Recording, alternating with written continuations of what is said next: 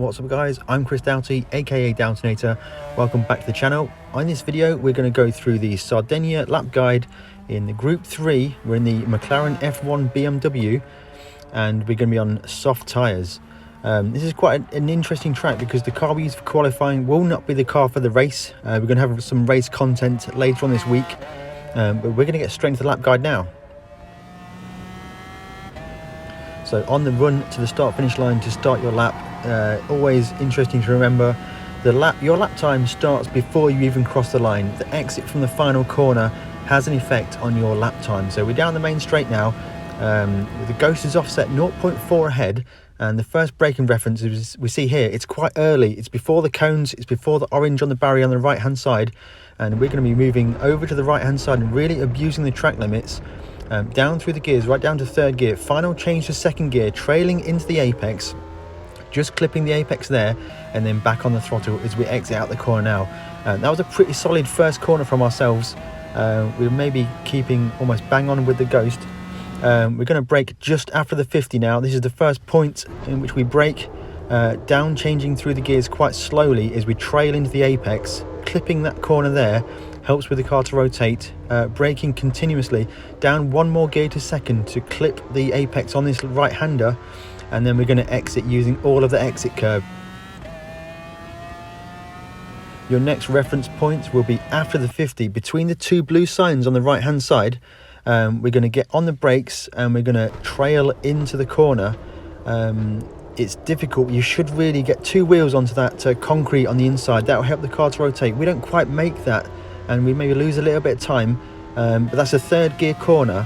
The exit to that corner is critical as you carry all that speed down this very long straight. Very, very important to focus on your corner exit.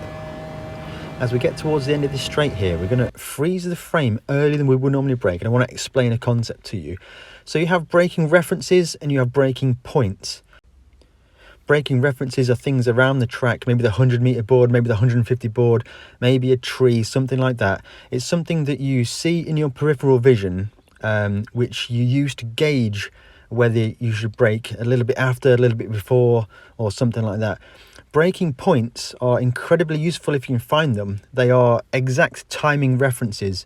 For example, on screen here, you'll see just the start of some shadows. I use this as my exact braking point. And we're going to show you that right now as we go frame by frame now, and boom, that's the exact point we got on the brakes, matching that shadow exactly. As we go right down the gearbox, right down to second gear, trailing right to the very apex of the corner, and then we just start to pick up the throttle until we get to a point where we know we can hit maximum throttle and exit the corner safely. Through this winding section, it's pretty easy, but keep yourself over the left hand side, sweep into this right hander and brake just before the curb on the right hand side ends, down one gear and sweep in there. You need to be clipping that concrete on the inside, and you can get away with running a little bit wide on that corner exit there. That works okay. Brake point is just before the curb on the right starts, down through the gears. And now in this particular lap I did drop to first. It got me a lot of corner rotation, but it was very difficult to control. I think the safest way is to stay in second gear, but we did get a good exit there, and we're going to carry all that speed. This last corner, it's a bit of a non-corner, but try and minimise your steering inputs to not scrub any speed, and then run straight to the line. Keep your car to the left hand side. Don't go diagonal across the track, and just straight to the line, and that's our lap time there, 1:38.9. Pretty solid lap time.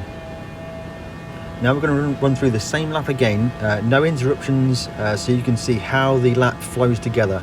It's really good to see the flow of a lap, and also it's good to see the references and the checkpoints of a lap. So into the first corner, we get a really nice carving line through that corner there.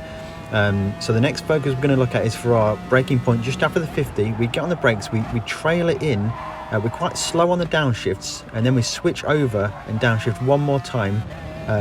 Getting a good exit out of that corner is quite important. Following a Ghost actually really helps you through that section, because it helps to kind of find your flow through there. As you can see on this particular line, I think we missed the apex, and you can see the Ghost is starting to gap us down this straight here. So we've left some time on the table. That's something we can think about for the future lap times. Ahead we're going to see our braking marker example.